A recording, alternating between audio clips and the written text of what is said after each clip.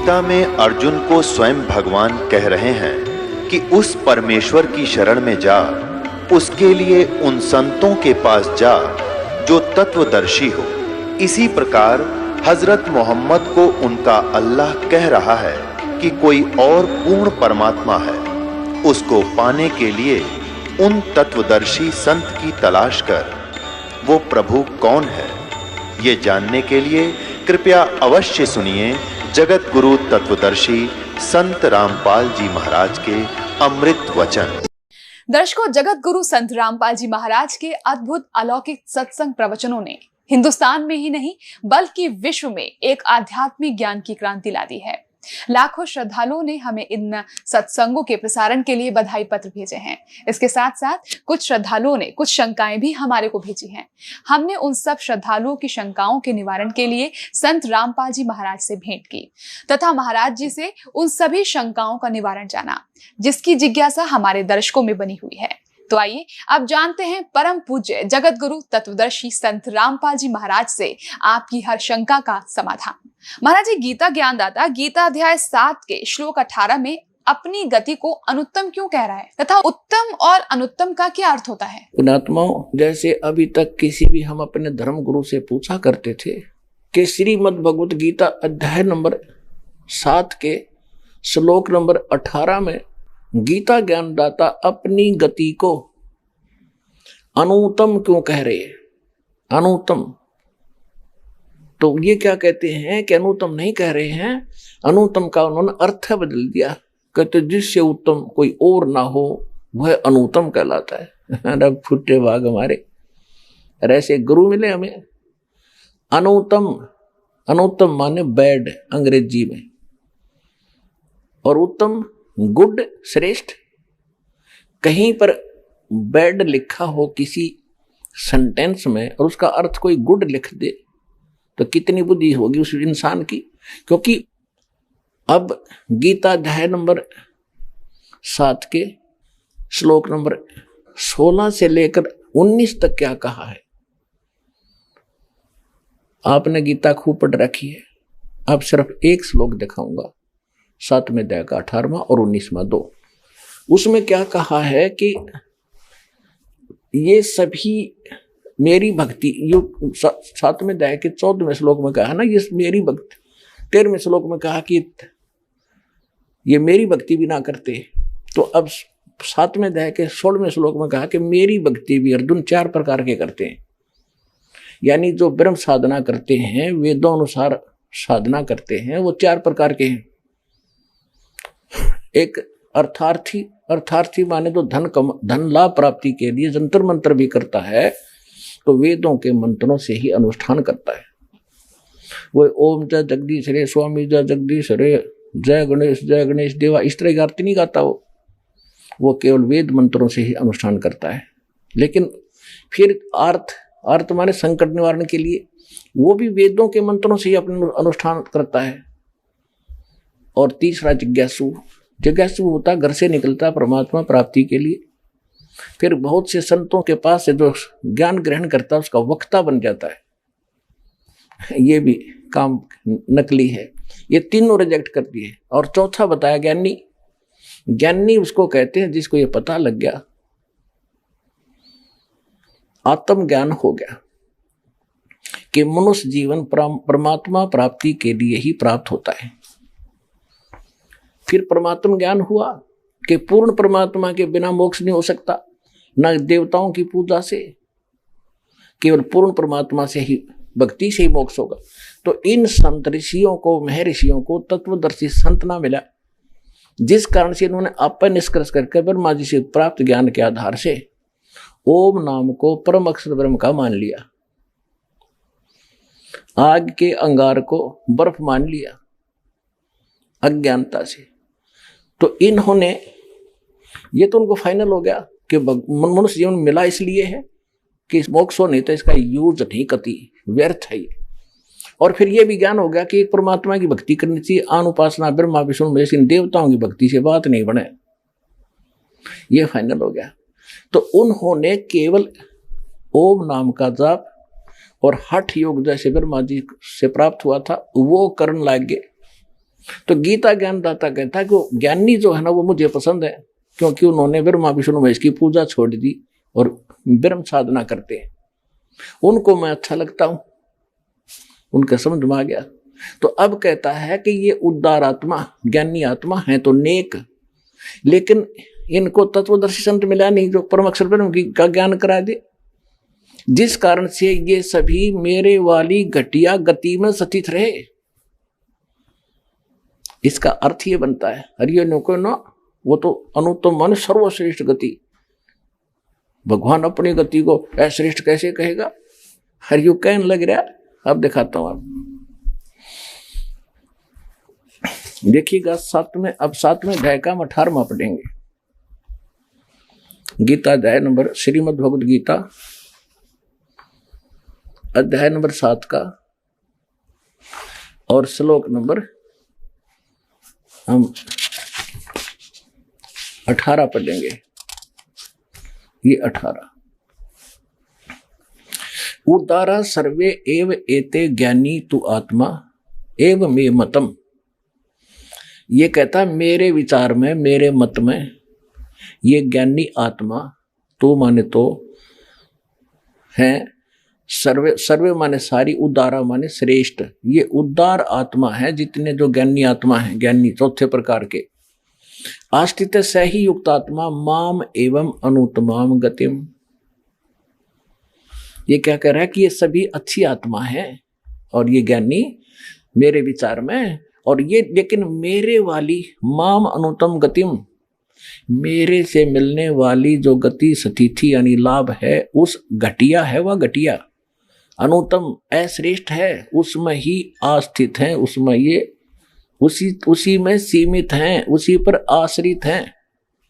इन्होंने क्या किया नकलियों ने, ये सभी उद्धार हैं, परंतु ज्ञानी तो साक्षात मेरा स्वरूप है, ये मेरा मत है, क्योंकि वह है युक्त आत्मा मदत मन बुद्धि वाला ज्ञानी भक्त, अति अनुत्तम माने अति उत्तम बेड को गुड लिख रहे हैं बुद्धि भ्रष्ट, और गति माने गति स्वरूप मुझ में ही स्थित है, स्थित माने अच्छी प्रकार स्थित है। अब इसका अर्थ सीधा सा बन गया है, उद्धारा माने उद्धार है, सर्वे माने ये सारी, एव माने ये, एते माने सब, ये ज्ञानी आत्मा, ये ज्ञानी आत्मा है तो सारी उद्धार की उद्धार। ये मेरा मत है, श्रेष्ठ है क्योंकि समर्पण है परमात्मा के ऊपर। लेकिन आस्थित से ही युक्त आत्मा माम एवं अनुत्तमाम गति में, ये सभी भक्ति में लीन आत्माएं मेरे वाली घटिया गति में आश्रित हैं, स्थित हैं। अब इसने अपनी साधना घटिया क्यों बताया?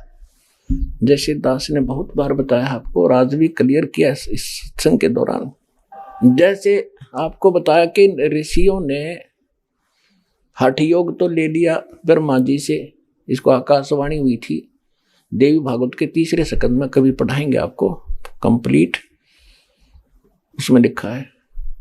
तो वो तो वहां से ले लिया, और वेद मिले बाद में उसमें ओम मंत्र, कोई मंत्र नहीं दूसरा। तो इन्होंने ओम मंत्र को पूर्ण परमात्मा मान, जैसे देवी भागवत में आपने पढ़ा, देवी भागवत के अंदर देवी खुद कह रही है ब्रह्म को, ये अक्षर ब्रह्म है। अक्षर पुरुष गीता अध्याय नंबर 15 के श्लोक 16 में 2 पुरुष हैं, सर पुरुष और अक्षर पुरुष, और तीसरा परम अक्षर पुरुष वो है सर्वशक्तिमान। तो ये ब्रह्म को ही तो अक्षर पुरुष कह रही है, ब्रह्म को ही परमात्मा कह रही है, ब्रह्म को ही परम अक्षर ब्रह्म कह रही है, और फिर कहते उसका ओम नाम है और ब्रह्म को प्राप्त हो जाओगे। तो इन सारे का इनकी अक्ल गाम जा रही थी, इनको किसी को ज्ञान नहीं था। तो यहाँ इसी प्रकार ये ज्ञान इन ऋषियों को प्राप्त था, तो इन्होंने ओम नाम का जाप ले लिया, हठ योग ले लिया ब्रह्मा वाला, ये डले डोए न सब ने। तो इससे गीता अध्याय नंबर 11 के श्लोक नंबर 47-48 में गीता ज्ञानदाता कहता है कि अर्जुन, ये मेरा रूप तने जो देखा, ये मेरा वास्तविक रूप है, मेरी प्राप्ति यह है। लेकिन ये मेरा रूप ना वेदों वर्णित विधि से, ना किसी जप से, ना तप से, ना किसी साधना से मेरे रूप का कोई दर्शन नहीं कर सकता, देख नहीं सकता, यानी मुझे प्राप्त नहीं कर सकता। तो वेदों में वर्णित विधि से परमात्मा प्राप्ति नहीं है, इसलिए निराकार निराकार कह दिया। इन मिला को नहीं कहते, खोजत खोजत था किया अंत कहा बेचून। कबीर साहब कहते हैं सूक्ष्म वेद में, तत्व ज्ञान में, कि खोज खोज कर थक गया, आखिर में कह निराकार है। और वो तो काल साकार है, सारे भगवान साकार है। तो इन ऋषियों ने परमात्मा की खोज में समर्पित हो गए। एक चुनक नाम का ऋषि था, इसी आधार से उसने अन्य देवताओं की पूजा नहीं की, ओम नाम का जाप हठ योग स्टार्ट कर दी। तो इससे इनको परमात्मा मिलानी, ये एटम बम बन जाते, सिद्धियां आ जाती गजब की। कई हजारों वर्ष तक तप करता रहा, सूख के अस्थि पंजर सा बन गया। एक पूरी पृथ्वी का शासक मानधाता चक्रवर्ती राजा था। और उस समय राजा लोग क्या किया करते कि अपनी पूरे राज्य में दूसरे तीसरे चौथे वर्ष क्या करते थे कि ये देखने के लिए कि मेरी पराधीनता को किसी ने अस्वीकार तो नहीं कर दिया है, उसके लिए एक घोड़ा जो राजा का पर्सनल हॉर्स होता था, उसके गले में एक पंपलेट लिख दिया जाता था कि जिसने राजा की पराधीनता अधीनी स्वीकार ना हो, अधीनता, तो वो घोड़े को पकड़ दे और युद्ध के लिए तैयार हो जा। और उस पर लिख रखा था राजा के पास 72 अक्षौणी सेना है, 72 करोड़ समझ लो मोटे शब्दों में। तो वो घोड़ा साथ में हजारों सैनिक पूरी पृथ्वी पर घूमे आए। जाते समय भी चुनक ऋषि की कुटिया के पास से गए, जब वापस आए तब भी वहीं से गुजरे। चुनक ऋषि इस ब्रह्म का पुजारी था, काल का। इसने कहा अब देखो काल क्या चाल है, पहले तो इसको एटम बम बनवाया, हट गजब की साधना करवा दी, परमाणु बम बना दिया भक्ति सिद्धि शक्ति का। उधर से उसके हाथ में रिमोट, उसकी बुद्धि भ्रष्ट कर दी। संत का और राजा गेल खसन की के मतलब आया करे, वो अपना काम करे, वो अपनी भक्ति करे। तुझे कुछ कहें जब तक दूसरी बात छेड़े, जब तक अपनी सिद्धि शादी भी दिखा। वे मतलब खस्या। अग भाई कहाँ गए थे सैनिकों? सैनिक बोले जी ऐसे ऐसे गए थे, हम पूरी पृथ्वी घूमे आए, सारी कहानी बताई। तो ऋषि ने कहा क्या तुम्हारे राजा में इतनी ताकत है, किसी ने घोड़ा नहीं पकड़ा? अक नहीं। किसकी माँ ने दूध पिया? क्योंकि सैनिक भी अभिमानी, राजा के अभिमानी ही हो जाते हैं, नौकर भी। किसकी माँ ने दूध पिलाया है? और फोड़ दें जाड़ उसकी, ऐसे कर दें वैसे कर दें। हैक्से की हिम्मत, राजा के पास 72 अक्षौणी सेना है। अब चुनक ऋषि ने सोचा ये तो घने अभिमानी हो गए, इन्हें सेट कर दूं। उसने कहा कि मैंने पकड़ लिया। चुनक ऋषि ने कहा कि मैंने युद्ध उठ लिया तुम्हारे राजा का, और बांध दे घोड़ा यहाँ पे। सैनिक बोले अरे कंगाल, ओ कंगले, दाने खाने को नहीं तेरे पास, और युद्ध करेगा मानधाता चक्रवर्ती राजा के साथ? तेरी क्यों सात बोल दे रही है, तेरी क्यों सामत आई है? चुप करके अपनी माला फेर बैठ चुपचाप करके। तो ऋषि कहने लगा भाई देखी जाएगी, हमने युद्ध उठ लिया। अब उन्होंने बांध दिया घोड़ा उसी कुटिया के, उसी वृक्ष का जिसका नीचे कुटिया थी उस ऋषि की।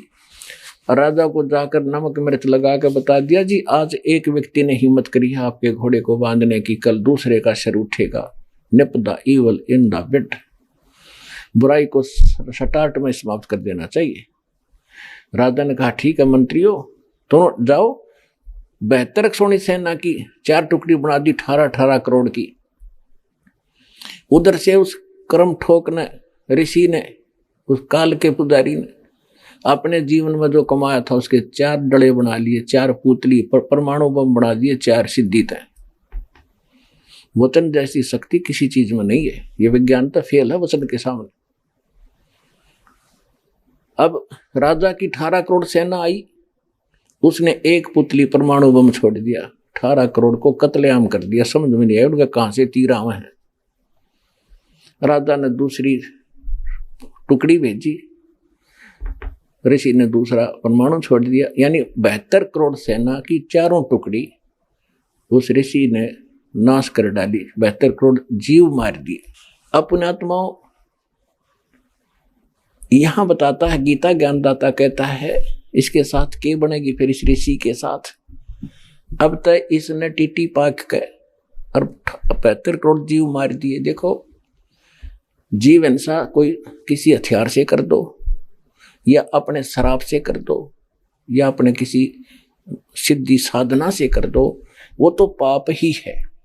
अब यू काल का कितना लंबा जाल है कि इसने तपस्या करी, उससे तो राजा बनेगा एक यू चुनक ऋषि, ओम नाम का जाप करया ब्रह्मलोक में जाएगा, ब्रह्मलोक में जाएगा जब तक इसके पुण्य रहेंगे। वहां चौधरी पाक्या रहेगा न खूब ठाठ करेगा, क्योंकि इस परम अक्षर ब्रह्म न छोड़कर सतपुरुष कबीर साहब की भक्ति को छोड़कर बाकी जिसकी भी आप साधना करते हो, आपके पाप और पुण्य दोनों भिन्न भिन्न लिखे जाते हैं और सारे ही आप न भोगने पड़ते हैं। पुण्य के लिए पहले महास्वर्ग जाएगा, वहां अपने ओम नाम की कमाई ने नाश करेगा, फिर पृथ्वी पाओगा, वो राजा बनेगा। राजा बनकर चक्रवर्ती राजा भी बन सकता है चुनक ऋषि की आत्मा। फिर नरे पाप को माओगा, किते शिकार खेलेगा, किते और उद्मस्ता रहेगा, किते सेना मरवाओगा युद्ध कर करके, पृथ्वी यहीं छोड़ रह जाएगी, युद्ध धक्के खाओगा। उसके बाद फिर 84 लाख योनियों में चक्कर में आओगा, यू कुत्ता बनेगा और इस कुत्ता बनकर इसके शर में कीड़े पड़ेंगे। वो जितने 72 करोड़ सैनिक इसने मारे थे वह सारे इसको चुन चुन कर खाएंगे। अब गीता ज्ञानदाता कहता है कि ये ज्ञानी आत्मा है तो उदार है, यानी समर्पित है भगवान के लिए, लेकिन ये मेरे वाली घटिया साधना में ही लीन रहे, मेरी अनुत्तम गति में रहे कि जन्म मृत्यु मेरी भी रहेगी और ये भी 84 लाख योनियों में चक्कर काटते रहेंगे, ब्रह्मलोक में जाओगे फिर पुनरावृत्ति में आओगे। अपने आत्मा ये है तत्व ज्ञान। अब क्या बता सुख संवेद में 72 अक्षौणी खा गया यो चुनक ऋषि सुअर एक, ये दे धारे जोरा फिर ये सभी काल के वेख। ओए होए, कहते हैं 72 अक्षौणी अक्षय करी, 72 अक्षौणी का नाश कर दिया, 72 करोड़ सेना खा गया यो चुनक ऋषि सुअर एक। ऋषि जैसे एक मुनि और फिर मुनिवर यानी मुनियों में श्रेष्ठ, और फिर मुनीश्वर यानी मुनि वर्ग तभी श्रेष्ठ, उनका भी मालिक उनसे भी तगड़ा। तो सब यानी तीसरी क्वालिटी का माना जाता था ऋषिश्वर, जैसे कि एक ईश्वर और तीसरा परमेश्वर। तो इसी प्रकार इनकी स्थिति होती है। ऋषिवर ऋषियों में श्रेष्ठ, और फिर ऋषिश्वर ऋषि श्रेष्ठ, ऋषियों से भी श्रेष्ठ, यानी सबसे बढ़िया ऋषि का यू कर्म।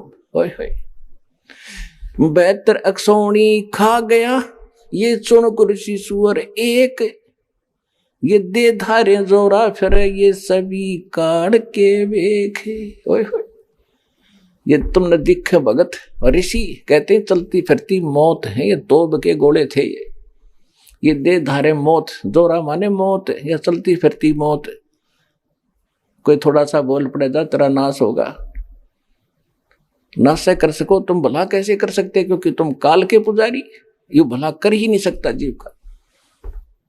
तो यहां गीता ज्ञानदाता इसलिए कहता है कि मेरी भक्ति जो करते हैं ज्ञानी आत्मा, ये है तो नेक, पर तत्वदर्शी संत ना मिलने से ये मेरे वाली अनुत्तम गति में, घटिया गति में, मेरे वाली साधना इस स्थिति में, मेरी गति माने जो ओम नाम से होने वाली जो गति है, मोक्ष है, मेरे से प्राप्त होने वाले मोक्ष तक सीमित रहे। यू किसा मोक्ष? ब्रह्मलोक में रहे 1000 वर्ष, फिर आगे धक्के खान, ईसा मोक्ष है मेरा। गीता ज्ञानदाता कहता अपने आत्मा में देखना रहस्य इस गीता जी में। गीता अध्याय नंबर 7 के श्लोक नंबर 19 में स्पष्ट कर दिया, बहुनाम जन्मानाम अन्ते ज्ञानवान माम प्रपद्यते वासुदेव सर्वमिति स महात्मा सुदुर्लभ है। ओए होए, क्या बताया है कि बहुत बहुत जन्मों के किसी अंत के जन्म में कोई ज्ञानी आत्मा माम प्रपद्यते मेरी भक्ति करता है ब्रह्म तक की, ना तो नीचे की जय गणेश देवा जय गणेश देवा इन पत्थर की पूजा मंडे रहते लगे रहते। कोई एकाध करता है ब्रह्म साधना और वो बता दी बात घटिया है मेरे वाली। फिर कहते हैं वासुदेव सर्वमिति, स महात्मा सुदुर्लभ है। ओए होए, ये बताने वाला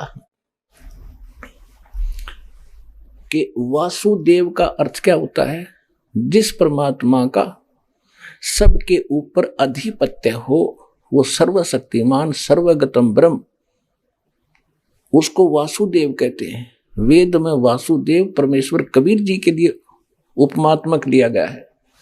और इन्होंने वासुदेव ला दिया श्री कृष्ण के, कर श्री कृष्ण तो वासुदेव का बेटा था। और वासुदेव एक व्यक्ति था जिसका नाम वेदों से ही उनके गुरुओं ने सेलेक्ट करके लिख दिया।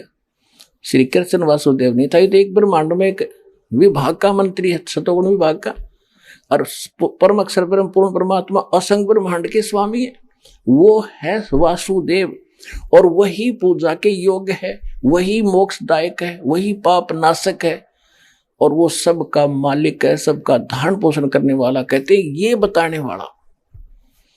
बताने वाला संत बड़ी मुश्किल से मिलेगा अर्जुन, कि वासुदेव ही सब कुछ है, उसकी भक्ति करो और की त्याग दो। वो पाप नाशक है, सबका पालक है, सृष्टि रचनहार है। कहते ये बताने वाला महात्मा तो सुदुर्लभ है। ओए, बड़ी मुश्किल से मिलेगा। और पुण्यात्मा आपको आसानी से मिला दिया दाता ने। धन आपके माता पिता जिससे जन्म हुआ। ये देखिएगा, हम यही पढ़ रहे हैं गीता अध्याय नंबर 7 का, और श्लोक नंबर हम 18 पढ़ लिया। अनुत्तम का अति उत्तम करा क्या मूर्खा ने। अब 19 में क्या कहा है कि बहुनाम जन्मानाम अंते ज्ञानवान माम प्रपद्यते। बहुनाम जन्मानाम अंते, बहुत बहुत जन्मों के अंत के जन्म में कोई ज्ञानवान ज्ञानी आत्मा मुझे मेरी भक्ति करता है। वासुदेव सर्वम इति स महात्मा सुदुर्लभ है। ओए होए, ये बताने वाला कि वासुदेव ही सब कुछ है, सर्वम, वही मालिक है, वही सबका जनक है, सबका पालक है, पाप नाशक है, भक्ति योग्य है, पूर्ण मोक्षदायक है। ये बताने वाला साधु संत तो बड़ी मुश्किल तय मिलेगा। इनका अनुवाद देखिए, बहुत जन्मों के अंत के जन्म में तत्व ज्ञान को प्राप्त पुरुष सब कुछ वासुदेव ही है।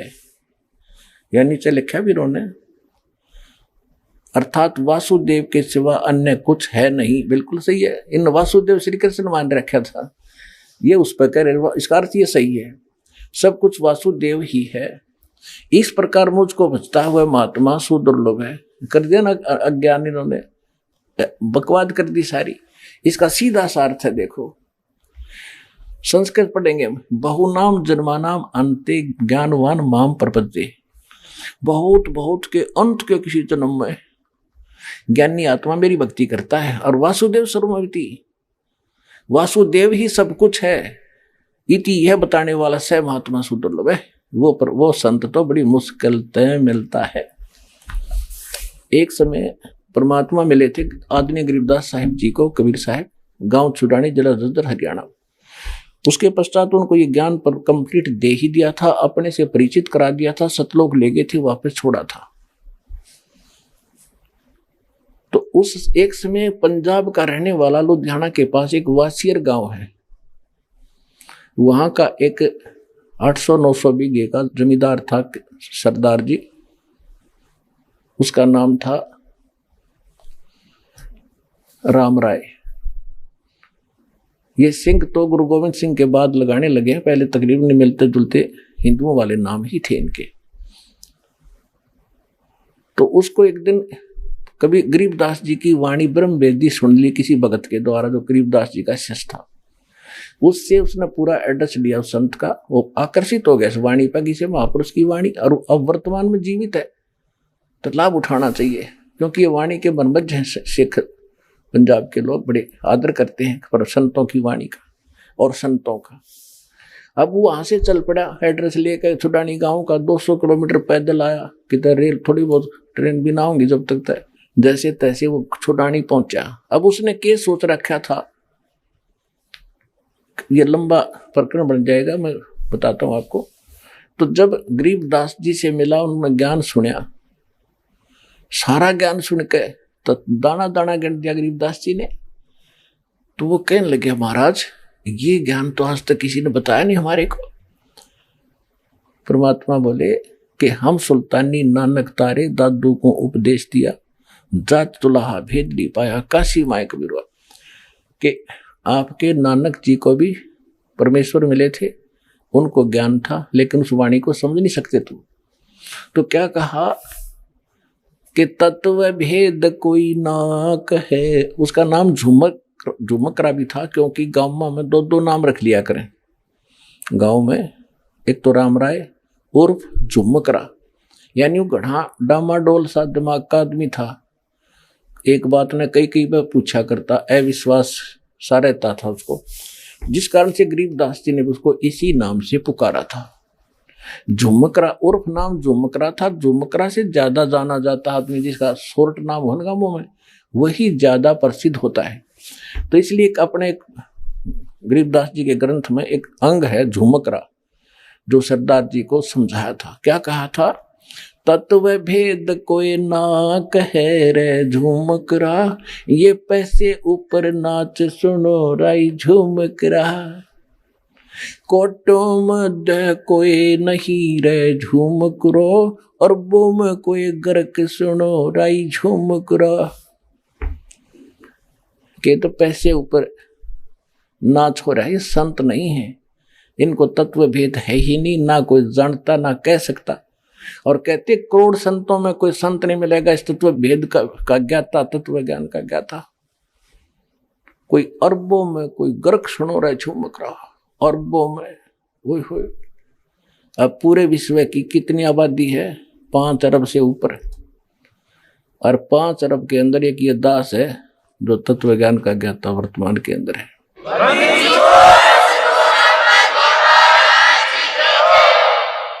तो गरीबदास जी कहते हैं कोटो मध्य कोई नहीं रे झुमकरा। करोड़ संतों में नहीं पाओगे इस ज्ञान का ज्ञाता।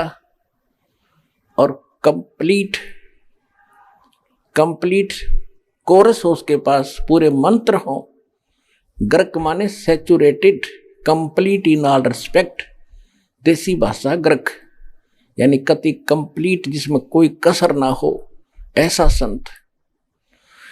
कहते कोटो मध्य कोई नहीं रे झुमकरा, करोड़ों में कोई नहीं है, अरबों में कोई गर्क सुनो रही झुमकरा।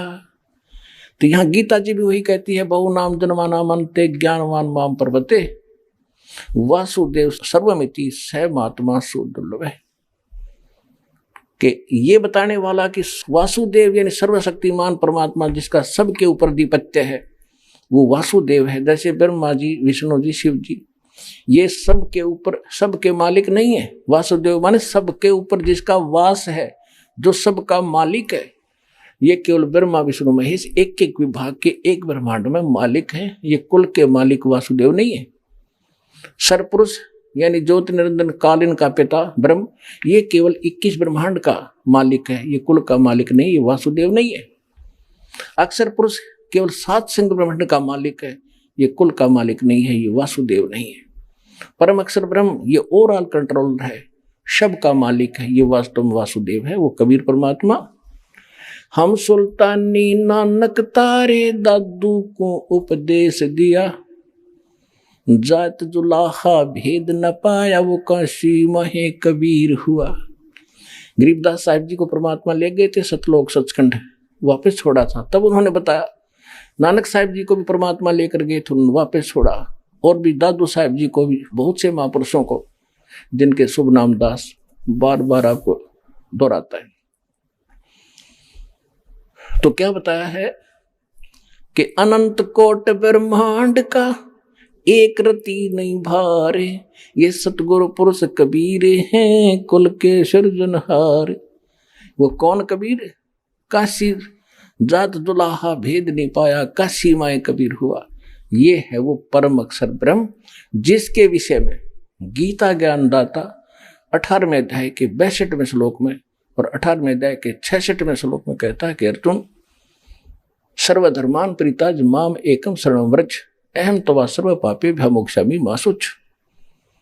कि मेरे 70 के ओम नाम के जाप की, और ये 500 यज्ञ जो करता है तू, ये मेरे 70 की जो ओम नाम की, क्योंकि पूर्ण परमात्मा के पाने का 3 मंत्र का जाप है। ओम तत्सत, ओम ब्रह्म का, सर्वपुरुष का, तत् और सत्य सांकेतिक है। गीता अध्याय नंबर 18 के श्लोक नंबर 23 में तत् सांकेतिक है, तत् और ओम मिलकर ये 2 अक्षर का मंत्र बनता है, इसको सत्यनाम कहा गया है।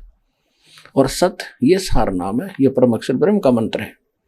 तो यहां बताया है कि मेरे 18वें अध्याय के 66वें श्लोक का ये अर्थ है कि सभी मेरे 70 की जो धार्मिक साधनाएं हैं, अनुष्ठान तने किए हैं ओम नाम के जाप की, मुझे दे दे वह भक्ति, फिर मैं तुझे मुक्त कर दूंगा। क्योंकि हम ओम नाम के जाप की कमाई ब्रह्म लोक में खर्च कर देते थे, हम कंगाल के कंगाल होकर गधे बनकर घूमते रहते थे, ये हम इसके मजदूर बने रहे। अब हम इसको ओम नाम का जाप दे देंगे, ये हमें छोड़ देगा, फिर हम सतलोक में चले जाएंगे अपने परमात्मा के पास। तो ये भी कहता है सर्वधर्मान परित्यज माम, मेरे स्तर की सब पूजा मुझे मत छोड़ दे, एकम शरणम व्रज, एक मन जिसके बराबर दूसरा ना हो, सर्वशक्तिमान की शरण में जा, तब मैं तुझे सब पापों से मुक्त कर दूंगा। फिर जब मेरा हम इससे कर्ज मुक्त ही होंगे, फिर इसका हमारा लेना देना क्या रहा, ये क्या मांगे हमारे ऊपर। तो इस प्रकार हम सतलोक जाएंगे और गीता ज्ञानदाता इस उस परम अक्षर ब्रह्म सत्य पुरुष कबीर साहिब की शरण में जाने को कह रहा है कि जहाँ उसकी शरण में जाने से ही तू सर्वभाव से उस परमेश्वर की शरण में जा, उसकी कृपा से तू परम शांति को, सनातन परम धाम को प्राप्त होगा, शाश्वत स्थान को प्राप्त होगा। और मेरी शरण में रहेगा तो अर्जुन जन्म मृत्यु तेरी भी होगी मेरी भी होगी। और मेरे पुजारी का क्या हाल होगा, सुनक ऋषि की कथा तेरे को सुना दी। तो पुण्यात्माओं, आपका सौभाग्य है, आपको ये अनमोल वचन, अनमोल ज्ञान सुनने जोगा बनाया। पहले तो भगवान ने आपको विद्वान बनाया, शिक्षित किया, और दास को इसका जानकार बनाया। आज आपके रूबरू ऐसा बना दूंगा जैसे पहली का कहता हुआ, अगर वेद गीता और पुराणों को आप याद रखोगे। बोलो सतगुरुदेव।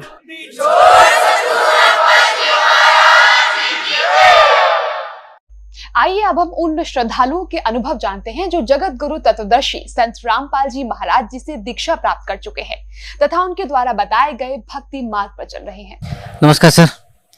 जी नमस्कार। सत साहब।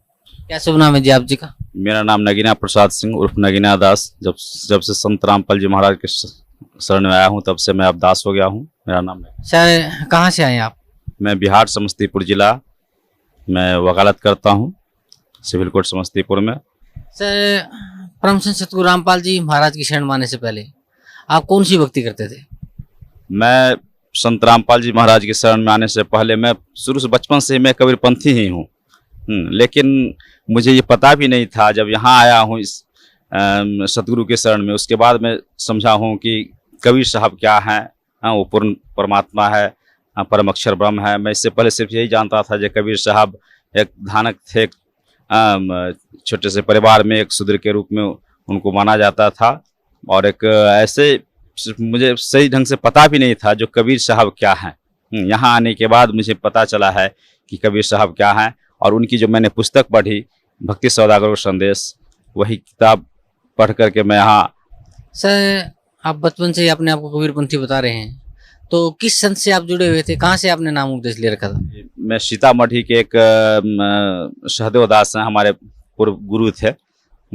तो वही मैं बहुत बचपन में था, क्या मंत्र दिए वो भी मुझे सही ढंग से याद नहीं है। सिर्फ आते थे, एक भंडारा होता था, घूम घूम करके कभी वहाँ भंडारा खाना है, खिलाना है, बस यही मोटा मोटी समझते थे। बाकी क्या ये होता है, भक्ति क्या होती है, सही साधना क्या होता है, ये सब का कुछ ज्ञान सही ढंग से हम लोग को नहीं था।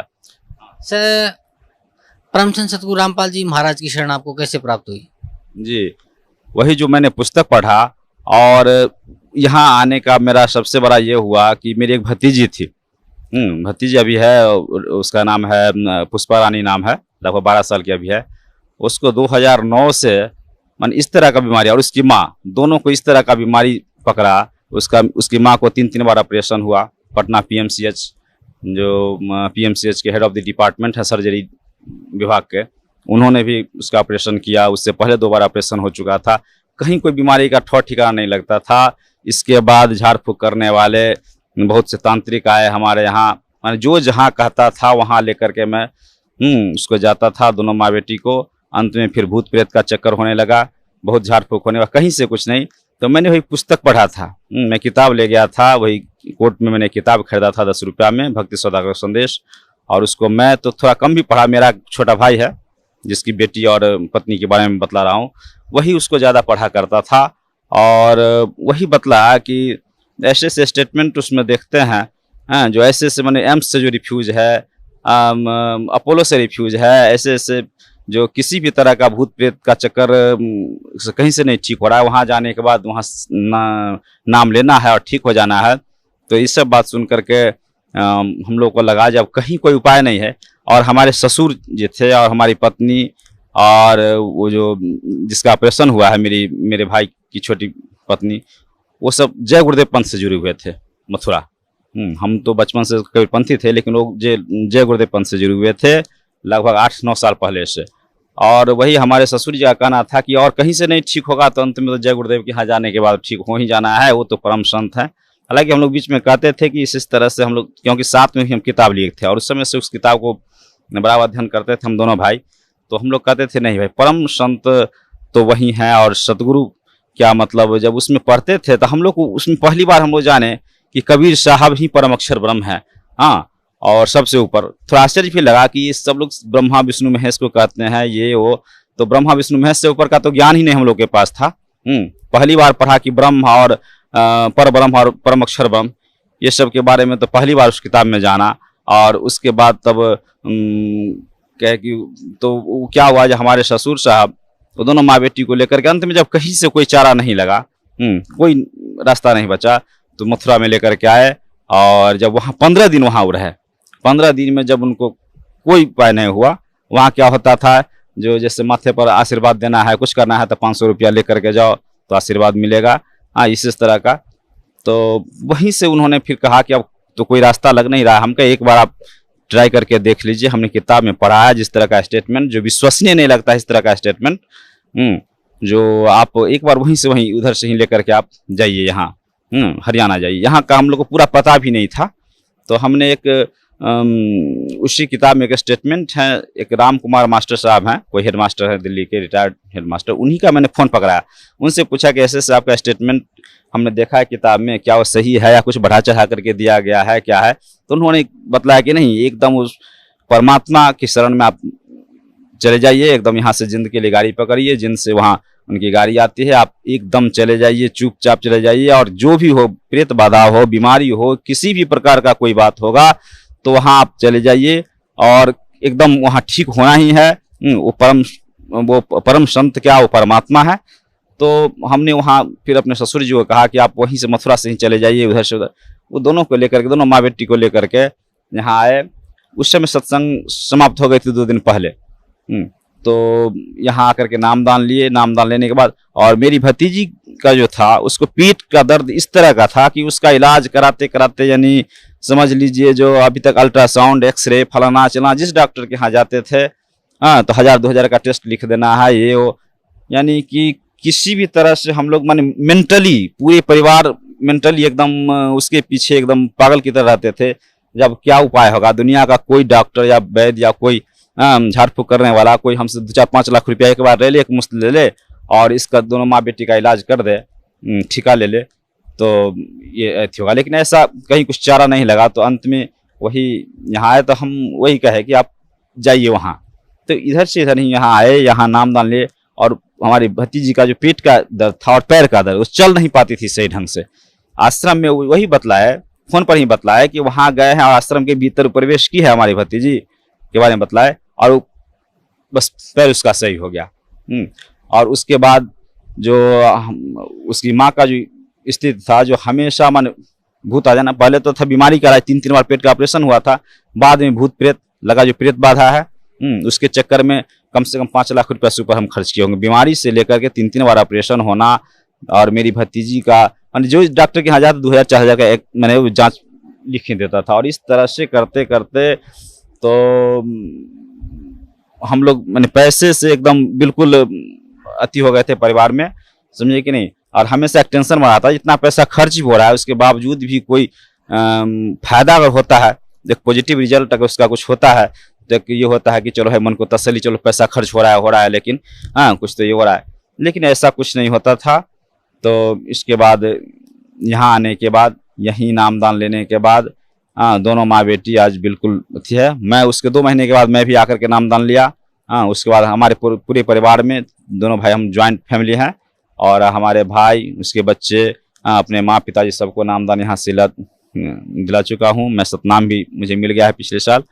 और उसके बाद मैं अब इतना कम से कम समझता हूँ कि मैं जहाँ पर आया हूँ तो पूर्ण परमात्मा की शरण में आया हूँ। ये सतगुरु रामपाल जी महाराज ये एक परम संत ही नहीं, एक तत्वदर्शी संत ही नहीं, बल्कि ये साक्षात परमात्मा है। वेद में ही बतला रहा है कि जो तत्वदर्शी संत होते हैं वही सतगुरु भी होते हैं, वही सत्पुरुष भी होते हैं। तो ये इनको मैं एक कबीर साहब, चूंकि मैं तो पहले जानता भी नहीं था कि कबीर साहब ही सत्पुरुष है, लेकिन अब मैं जान रहा हूँ इन्हीं के दिए हुए ज्ञान से सारे। जब मैं सुनता हूँ, कुछ कैसेट लगा के देखता हूँ टीवी पर या कुछ, तो मैं जानता हूँ, तब मैं जाना हूँ कि परम अक्षर ब्रह्म कबीर साहब ही है सबसे बड़े परमात्मा, गॉड। और उन्हीं का ये मैंने दूसरा रूप, ये चोला बदल करके यही है। और सर, परम संत सतगुरु रामपाल जी महाराज से नाम उपदेश लेने के बाद आप बता रहे हैं कि जो आपकी भतीजी की लाइलाज बीमारी थी वो आश्रम के अंदर आते ही ठीक हो गई, और आपकी जो भाभी थी, आपके छोटे भाई, आपके भाई की जो मिसेज थी, तो उसकी भी जो आप बीमारी कहीं नहीं ठीक हो रही थी, ना डॉक्टरों से, ना झाड़ फूक वालों से। इवन दो तो आप उसको आगरा मथुरा में भी लेके गए, जय गुरुदेव पंथ में, जहाँ पे आपके जो फादर इन लॉ जुड़े हुए थे, और वो कह रहे थे कि धरती पे यदि कहीं इलाज नहीं हो तो मथुरा में होएगा। और वहाँ से भी आपको निराशा ही हाथ लगी, वहाँ कुछ आपको हाथ नहीं लगा।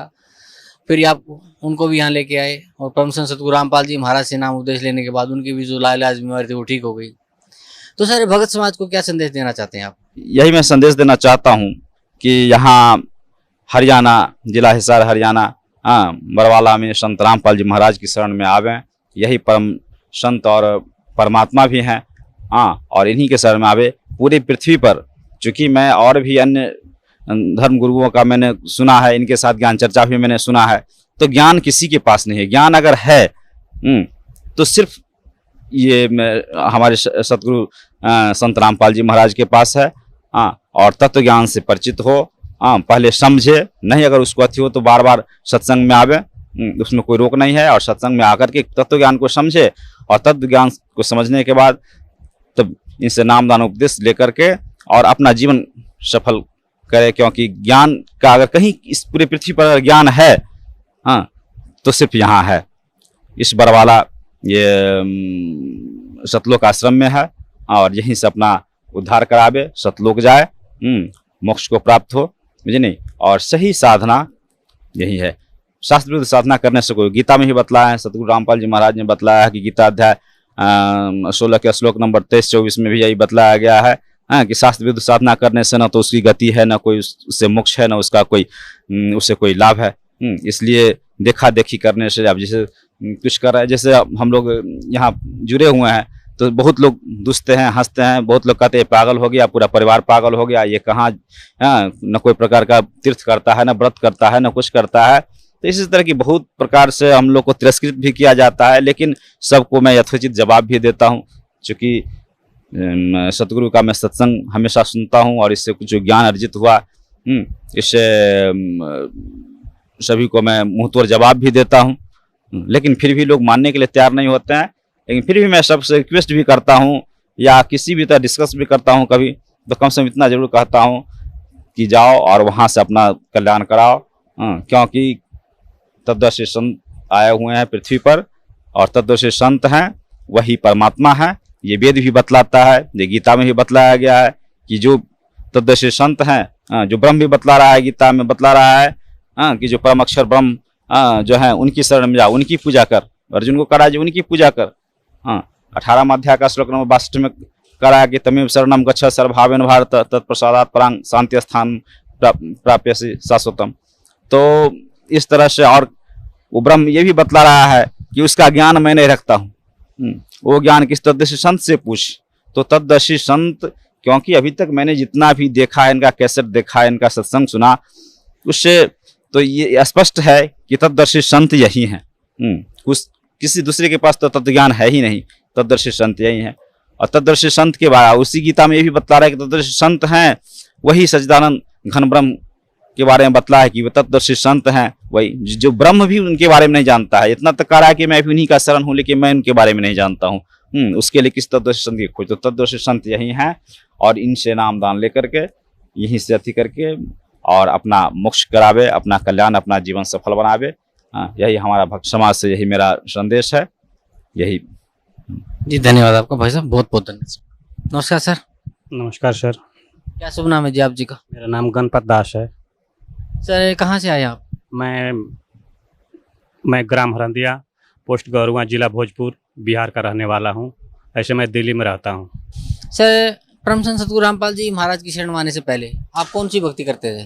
मैं श्री रामचंद्र जी के बारे में बहुत सारा पढ़ रहा था और शोध भी कर रहा था और ब्रह्मा विष्णु महेश का भी मैं पूजा कर रहा था और विशेष करके मैं शंकर भगवान को बहुत जलोल चढ़ाया करता था। हमेशा सावन के महीने में सोमवार जितने मंगल व्रत वगैरह जितने हनुमान जी के भी शनिवार के दिन और मंगलवार के दिन मैं 15 बरस की उम्र से मैं करना स्टार्ट कर दिया था और मैं श्री रामचंद्र जी के धनुषधारी के मैं भक्ति करता था। तो सर जो ये भक्ति आप करते थे इन देवी देवताओं की, ब्रह्मा विष्णु महेश की, शिव जी की, इस भक्ति से आपको क्या लाभ मिलता था?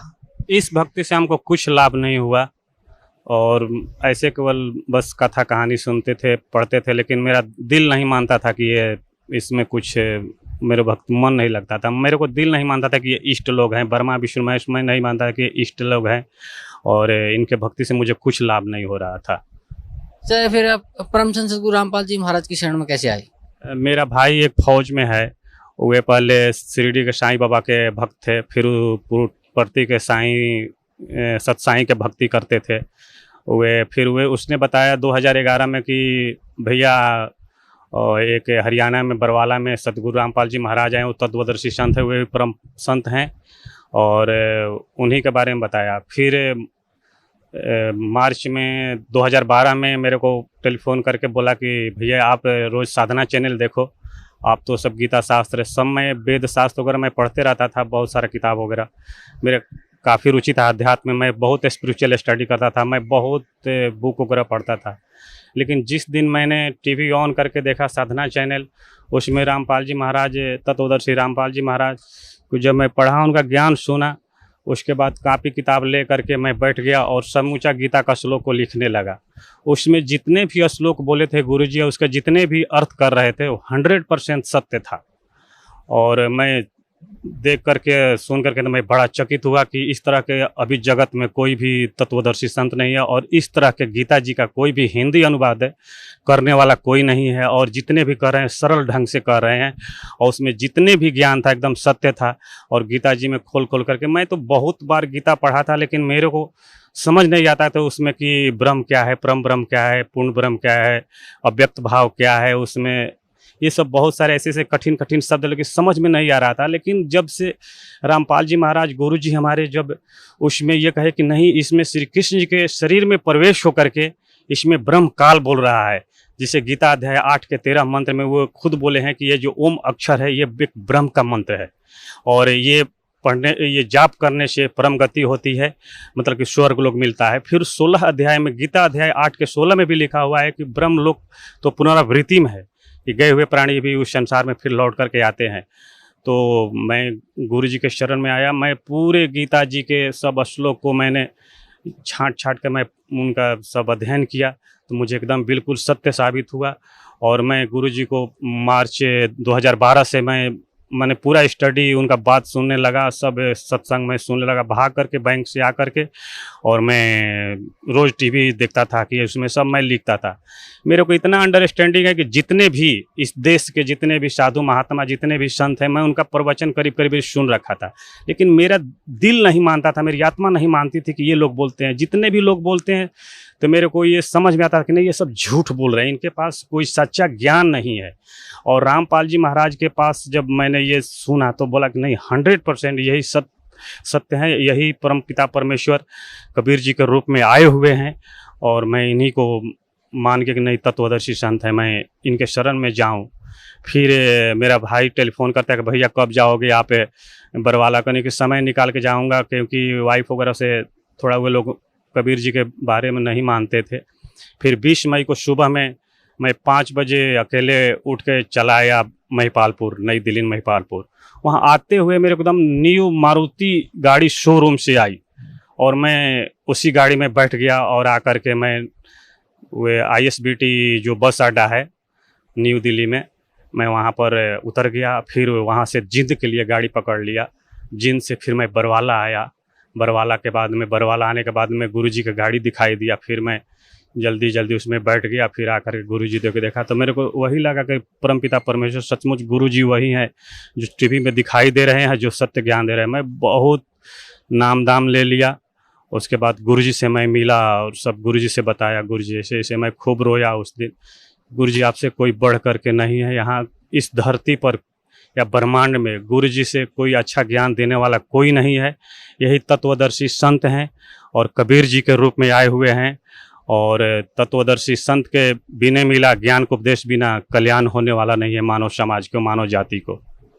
सर, पहले आप जो भक्ति करते थे उससे आपको कोई लाभ नहीं मिला, उसके बाद आप परम संत सतगुरु रामपाल जी महाराज की शरण में आए और परम संत सतगुरु रामपाल जी महाराज ने आपको भक्ति दी। उस भक्ति का आपको क्या लाभ मिला? मुझे तो बहुत ये हुआ कि मेरा जो दोनों हाथ में मेरा ये फिजियोथेरेपी हो रहा था, ये सब हाथ से उठ नहीं रहा था। 2011 में ये पूरे हाथ उठ नहीं रहा था। फिर 2012 में भी ये हाथ में हो गया और मैं डॉक्टर सभी बोल रहे थे कि आप शुगर का चेक कराओ, आपको शुगर हो गया। मैं डर के मारे शुगर का टेस्ट नहीं करा रहा था। फिर भी मैं एक दिन क्या किया कि शुगर का टेस्ट करा ही लिया, लेकिन शुगर हमारा बढ़ गया था और बहुत ये दर्द हो रहा था।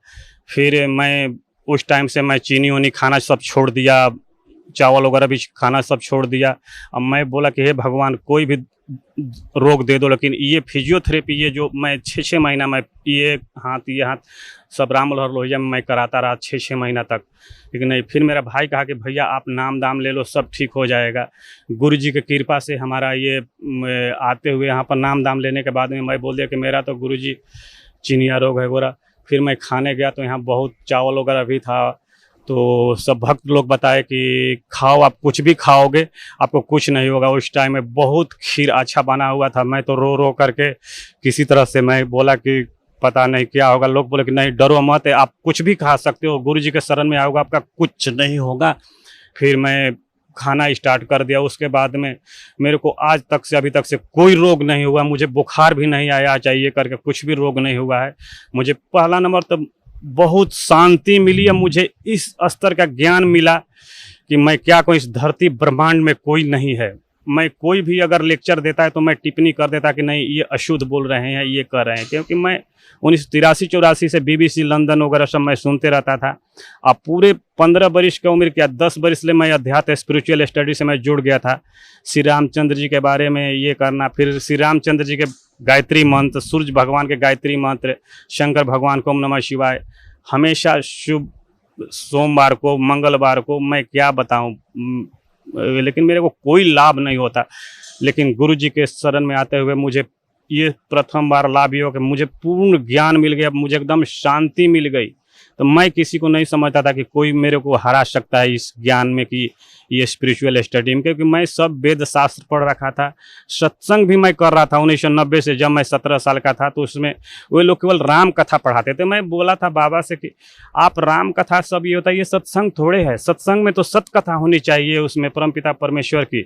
लेकिन वो बोले कि नहीं यही सत्संग है।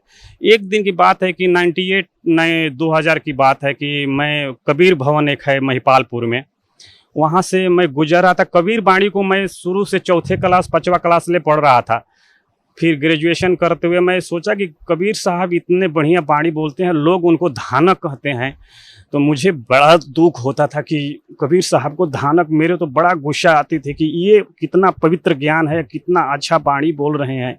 फिर मेरे को महिपालपुर में पता नहीं गुरु जी मिले या कौन मिला, उसने बोला कि गुरु गोरखनाथ जी तो त्रिशूल पर अपने बैठ गए थे ज्ञान के लिए। वहाँ पर कबीर साहब ने ऐसे करके अपना धागा ऊपर फेंका और 64 फीट पर बैठ गए। मैं उसी दिन से मैं जब ये ज्ञान सुना या गुरु जी के पता नहीं आकाशवाणी हुई किया, मुझे ज्ञान मिला। उसी दिन से दिल में मान लिया कि परम पिता परमेश्वर अगर कोई है, अगर इष्ट देव है तो कबीर जी हैं। और मैं कबीर जी के ज्ञान के लिए भटकते रहा। लेकिन ये संजोग ही है कि मेरा भाई ने बता दिया, और मेरे साथ जो पहले हाथ वगैरह फिजियोथेरेपी हुआ, मैं टीवी के माध्यम से सब देख करके मुझे आत्मा में शांति के कबीर शाह मुर गया। आज मैं पूरे एकदम दिल में एकदम शांति है, पवित्रता एकदम शांति है कि ना मैं कबीर जी के शरण में हूँ। और मेरी वाइफ वगैरह भी सब, बच्चे उच्चे भी सब नाम ले लिए हैं, भाई भी नाम ले लिया है। और घर में बड़ा विरोध हो रहा था, और फिर भी मैं कहा कि नहीं, परमपिता परमेश्वर हैं तो कबीर जी हैं, और तत्वदर्शी संत श्री रामपाल जी आए हुए हैं, और बिना सतगुरु के कोई पार नहीं हो सकता है। जो मंत्र है ना, जो गीता अध्याय 17 के 13 में बताया गया, ओम तत् सत्य, ओम तो खुला हुआ है, तत् और सत्य सांकेतिक है जो लिखा हुआ है। हम गुरु बाणी भी पढ़ते थे, गुरु नानक जी के सब, मैं कहाँ कहाँ नहीं गया, मंदिर मस्जिद ग्वारे शंकर भगवान के जितने भी मंदिर हैं, दिल्ली से लेकर के पूरे बिहार के जितने भी बड़े, मैं जगन्नाथपुरी में 8 दिन रहा हूँ, वहाँ भी मैंने वहाँ गाय के घी चढ़ाया वगैरह करके, लेकिन उतना नहीं था, लेकिन मैं बड़ा रोता था, लेकिन शांति कहीं नहीं मिलती, ज्ञान नाम की चीज़ कहीं नहीं था, जो कि बरवाला आश्रम में है। यहाँ पर जो गुरु जी पढ़ा रहे हैं, वेद दिखा रहे हैं, गीता जी पढ़ा रहे हैं, इतने स्पष्ट और सरल ढंग से हिंदी में अनुवाद कर देते हैं कि क्या कोई करेगा, उतना तो कोई विद्वान भी नहीं कर सकता, ये परमपिता परमेश्वर ही कर सकते हैं, और दूसरा कोई नहीं कर सकता है। सर, पहले जो भी आप भक्ति करते थे तीनों देवताओं की, उससे आपको कोई लाभ नहीं मिला, फिर आपको परम संत सतगुरु रामपाल जी महाराज की शरण प्राप्त हुई, उन्होंने आपको नाम उपदेश दिया, तो पहला तो आप बता रहे हैं कि आपको जो मन की शांति मिली, फिर आपको परमात्मा प्राप्ति का वो मार्ग मिला, आपको पता चला कि इष्ट देव कबीर जी ही हैं। सर, फिर आपका जो रोग था, दोनों हाथ आपके काम नहीं करते थे, आपका वो ठीक हुआ, और मुक्ति का मार्ग परम संत सतगुरु रामपाल जी महाराज ने आपको दिया। तो सर, भक्त समाज को क्या संदेश देना चाहते हैं आप? भक्त समाज को यही संदेश देना होगा, जितना जल्दी से जल्दी हो सके, ये समय जो है नष्ट हो रहा है, आप जितना से जितना भी जल्दी हो सके सतगुरु रामपाल महाराज से आकर के नाम दीक्षा लीजिए। बरवाला आश्रम जो हिसार में है, हिसार के नज़दीक में है, हरियाणा में, और अपना कल्याण कराइए। दूसरे को सुनने से नहीं है, आप खुलेआम देख रहे हैं कि वेद में सब लिखा हुआ है, ये परम पिता परमेश्वर कबीर हैं, कबीर मनीषी हैं। ये यजुर्वेद अध्याय 40 के मंत्र नंबर 8 में लिखा हुआ है, यजुर्वेद अध्याय 5 के 32 मंत्र में स्पष्ट लिखा हो, तो बंदी छोड़वाई है। सब ऋग्वेद मंडल में, सब में जो गीता जी में लिखा हुआ है, इतने जितने भी ये वेद को और अनुवाद किए हैं, ये स्वामी दयानंद सरस्वती, ये सब कबीर देव को सर्वज्ञ कहते हैं। बताइए, कोई गाय को भैंस कह सकता है? नहीं कह सकता है ना। लेकिन ये सब झूठी हैं, इनको मान बढ़ाई है, सब नकली, सब ये ब्राह्मण लोग ये सब देश को बर्बाद कर दिए, भूत पूजा पुजवा कर सबको नष्ट कर दिए समाज में। ये बड़ा मेरे को बुरा लगता है। मैं समाज से कहूँगा कि जितना जल्दी हो सके, जितना से जल्दी हो सके श्री रामपाल जी महाराज के पास शरण में आइए और अपना नाम दाम लेकर के कल्याण करवाइए। और मैं अब क्या बताऊं, इनको जल्दी, जितना से जल्दी हो सके परमपिता परमेश्वर शरण में आइए और अपना कल्याण कराइए। इसी में सबका कल्याण है। सत्साई जी, धन्यवाद आपका बहुत बहुत sir, thank you so much.